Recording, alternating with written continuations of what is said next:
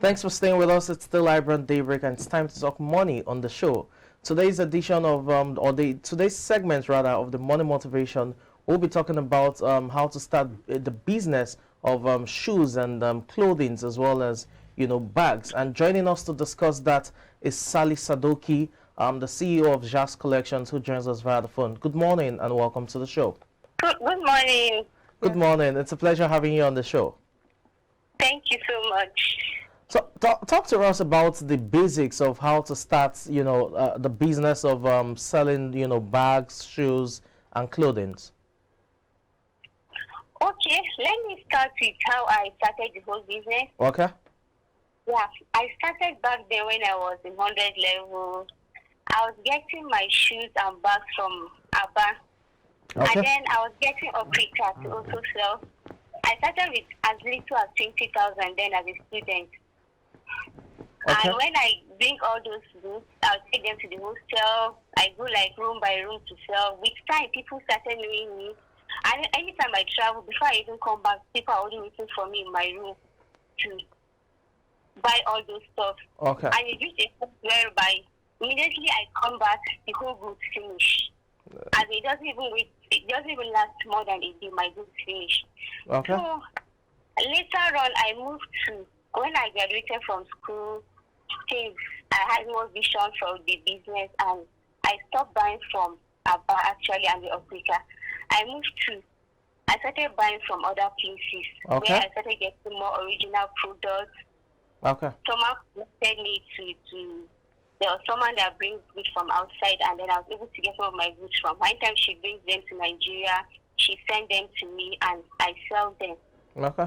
So what she really do for me then was, I was still growing. She would give me those goods. I'll also sell them, give her money back, because I didn't have money to start buying from her directly. Okay. And that's how I kept going until now that I'm able to get those goods myself. Yourself. Okay. And then social media really helped me. Okay. I was able to, social media really helped me. I was Okay. able to have my own social media pages, my business page, and I kept advertising all my products there. Some people just see it and they will request for it, I send it. And then I had this issue of trust. People will be like, how will I start buying something from social media? I don't even know you and other things. There was a time that I met a particular lady that needed to buy something from me. And then she didn't really trust the fact that she's buying from an online vendor. Vendor, yeah. So what was like, I told her to just she should let me to do what I want to do. So I sent the goods for her all the way to Okay. Abuja. I sent the goods to her to Abuja. I told her not to pay a dime until she gets her goods. I just did that for her to trust me. And I also said, if she doesn't pay me, Yes. good and fine. So I just took that risk. I sent the goods for her, and she was so surprised. In fact, maybe when she received her goods, that was when she transferred me the money. And I got more customers from her.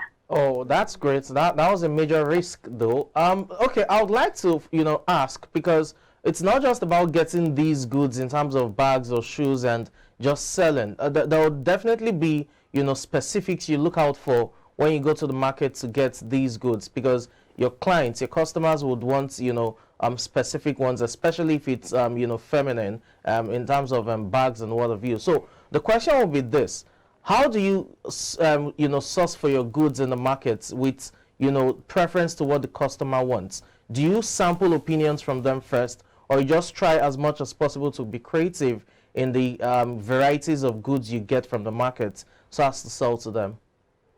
Okay.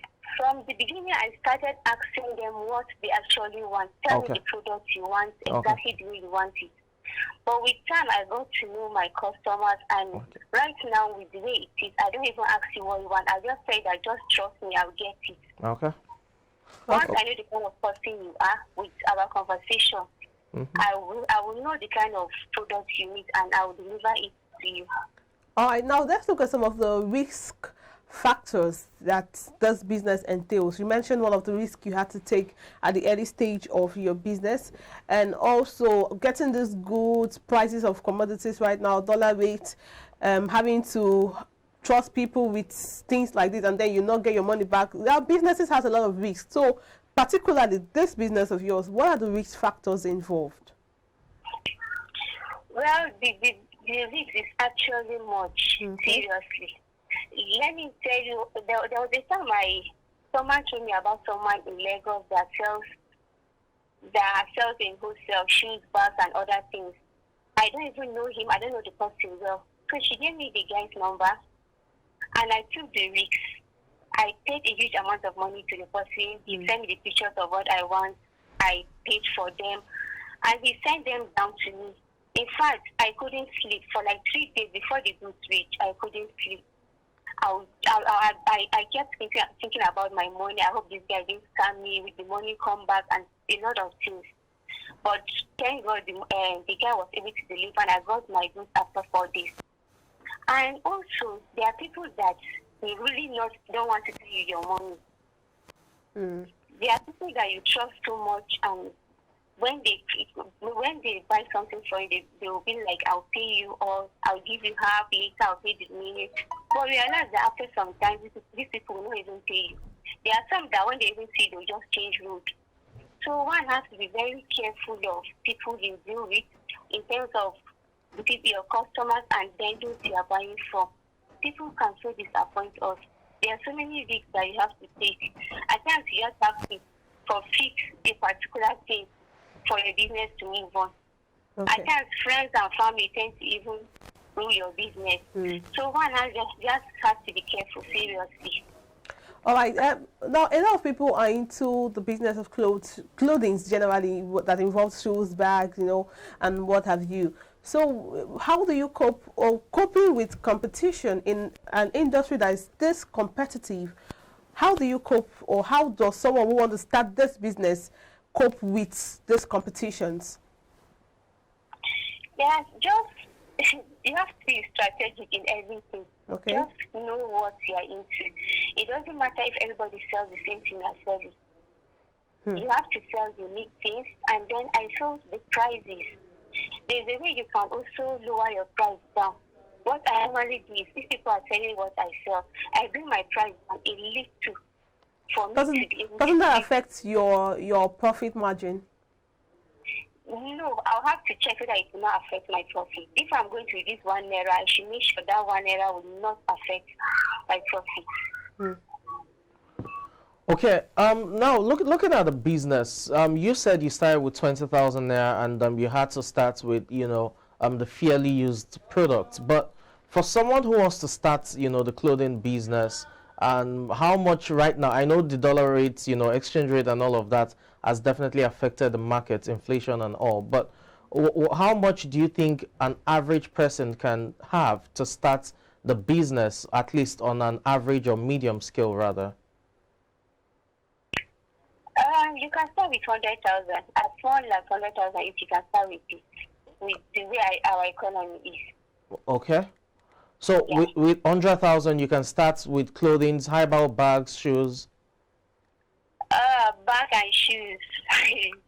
you can't start with 100. Okay.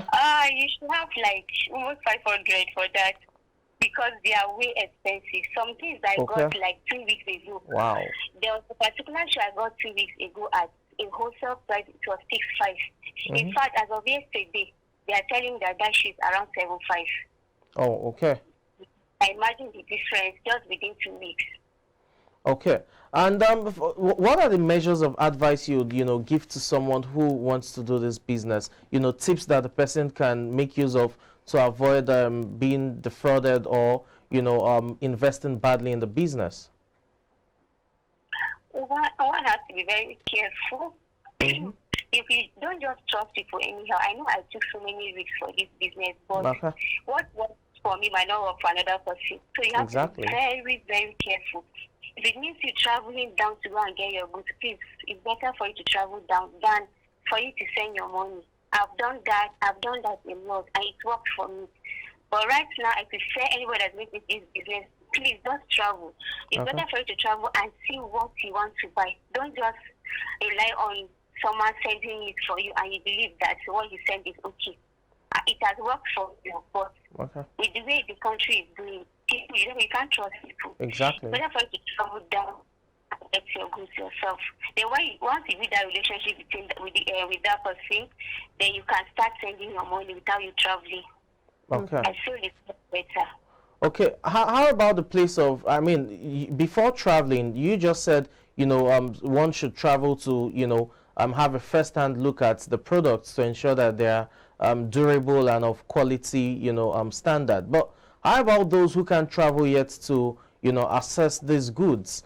When they're sending funds down to whoever is supplying them, the risk of being defrauded by having inferior clothing sent to them is high. So how can they avoid that risk? For the first time, you can start with a small amount of money. Okay. Don't just start with a big amount of money. You can start with small amounts of money. Once the goods reach, then you'll be able to know whether this person sells quality products or not. If the products are not good enough for you, then you change the buyer. Okay. Yeah. Okay. Thank you very much for your time on the show. It's been a pleasure having you. Thank you so much. I'm grateful. Thank you so much. That was Sally Sadoki, the CEO of Jazz Collection, speaking to us on how to start a clothing business. And she has spoken extensively on how lucrative it is and how one can start on an average or medium scale with as little as 100,000 naira. Talking about that of clothing, although for shoes and bags, she said that could be up to 500,000 naira.